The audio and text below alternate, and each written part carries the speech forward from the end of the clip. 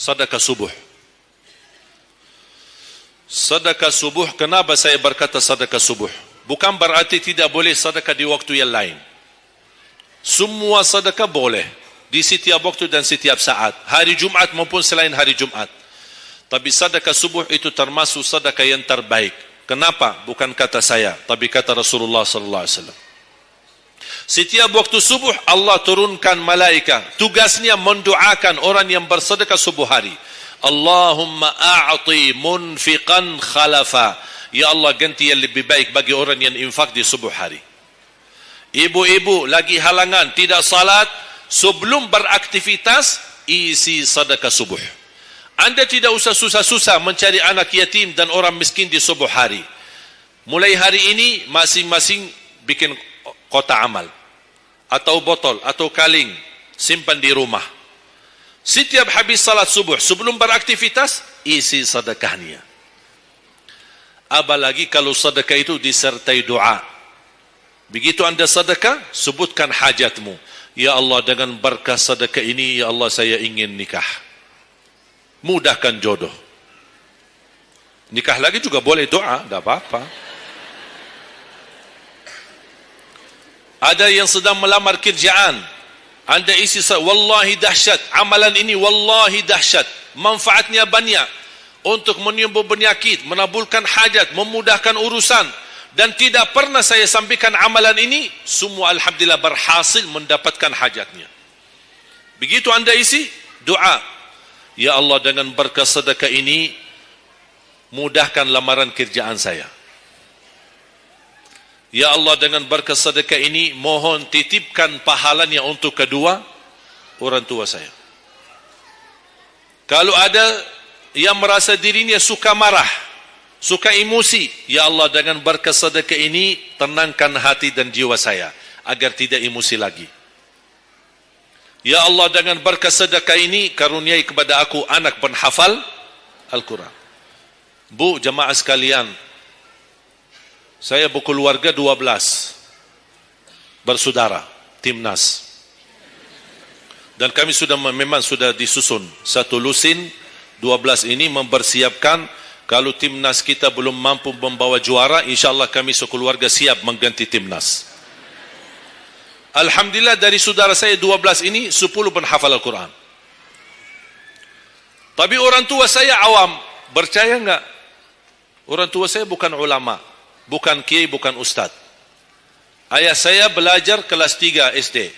Ibu saya tidak pernah masuk sekolah sama sekali.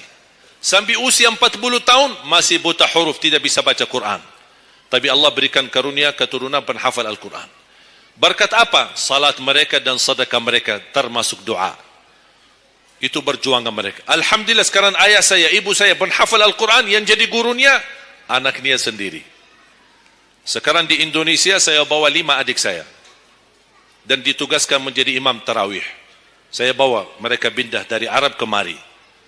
Ada 5. Yang perempuan sudah dinikahkan sama orang Indonesia, orang Jakarta. Dan saya dorong adik saya yang perempuan untuk menghafalkan suaminya biar jadi penghafal Quran. Yang 4 laki-laki, ada yang 2 bawa istrinya masing-masing dari Arab, yang 2 lagi saya nikahkan di Indonesia sama orang Indonesia. Ada 1 sama orang Sunda, 1 sama orang Lombok. Jangan khawatir Bu, masih ada lagi. Bahkan saya dorong adik-adik saya semua wajib nikah 4. Masing-masing 4 istri. Kenapa? Supaya banyak keturunan. Kalau bisa setiap satu istri 12, satu lusin. Masya Allah, luar biasa. Mengapa? Karena kita punya perjuangan yang masih panjang. Cita-cita saya mencetak 1 juta penghafal Al-Quran di Indonesia. Ketika saya datangkan adik saya tugaskan sama mereka dan tegas, kalau kalian datang hanya mau berhiburan, pulang. Kalian di sini untuk bersama-sama memperjuangkan untuk mencetak 1 juta penghafal Al-Quran. Dan alhamdulillah program ini sudah jalan. Dan kita terus memperjuangkan. Dan saya harap semua jamaah insyaAllah berkenan terlibat dalam program ini. Cita-cita saya, semua masjid se-Indonesia insyaAllah diimami imam penghafal Al-Quran 30 juz. Bahkan lebih hebat lagi cita-cita saya, insyaAllah saya yakin akan terjadi. InsyaAllah di demikian hari, di waktu yang Allah insyaAllah tentukan, insyaAllah presiden kita penghafal Al-Quran. Coba, ya Allah, rasanya enak. Langsung diumumkan di Masjid Istiqlal, khatib dan imam salat Idul Fitri, penghafal Al-Quran 30 juz, Presiden Republik Indonesia. Oh, mantap. Imam salat Idul Adha, Presiden kita. Salat Jumat, khatib dan imam, Presiden kita. Tidak perlu ganti imam. Sudah tidak perlu ganti imam, subhanallah. Luar biasa. Coba, saya kagumi ketika membaca dan melihat YouTube-nya Presiden Erdogan, Turki. Walaupun beliau bukan penghafal Al-Quran, tapi murattal bacaannya beliau, Masya Allah. Mana ada sekarang presiden di dunia Islam sebagaimana bacaannya yang benar. Ini sudah saatnya, tapi bukan sekarang ya, nanti maksud saya, sabar dulu.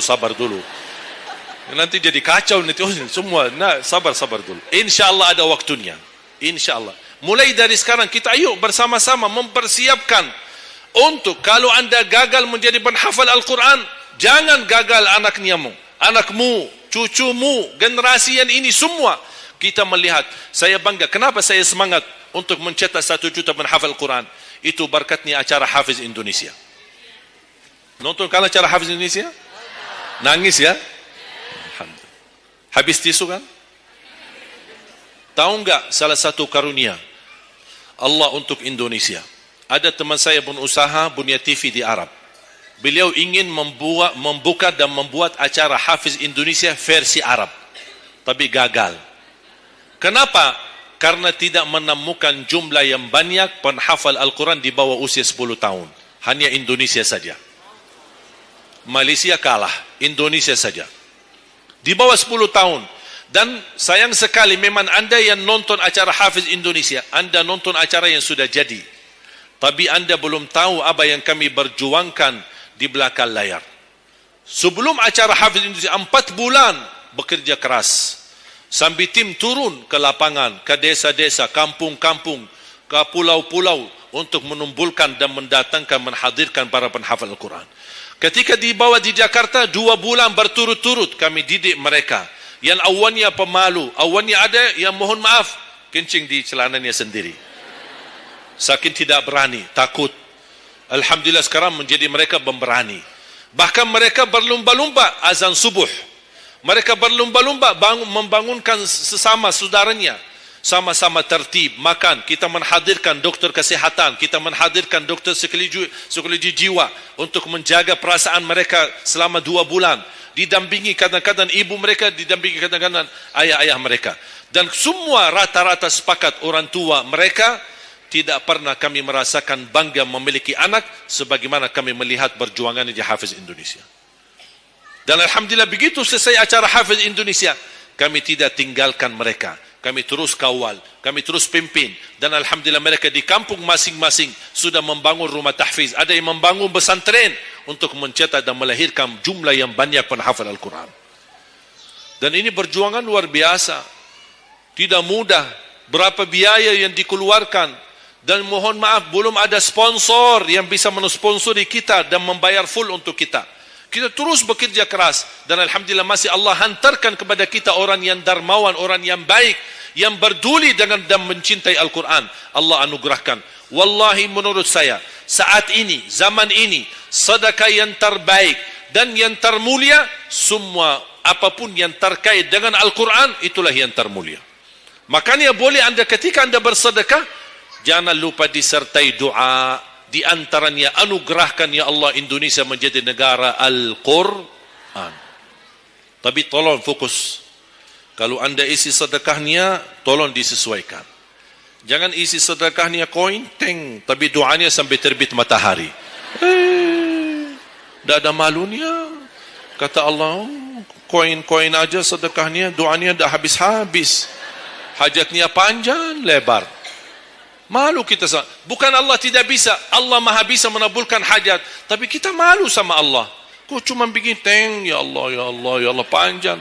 Fokus. Kalau usulan saya, 1 sedekah, 1 hajat.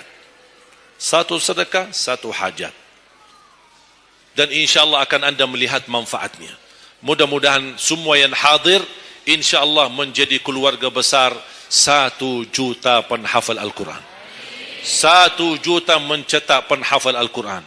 1 juta keluarga Al-Quran yang insya-Allah akan membangun generasi baru yang membawa Indonesia menjadi baldatun tayyibatun wa rabbun ghafur, dan di masa yang akan datang insya-Allah Indonesia menjadi lebih baik. Amin ya rabbal alamin. Barakallahu fikum. Terima kasih, semoga bermanfaat. Kurang lebihnya mohon maaf. Mungkin ada panitia ingin menyampaikan selanjutnya.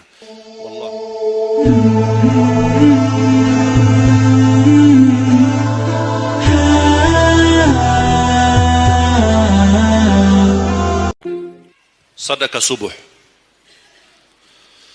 Sedekah subuh, kenapa saya berkata sedekah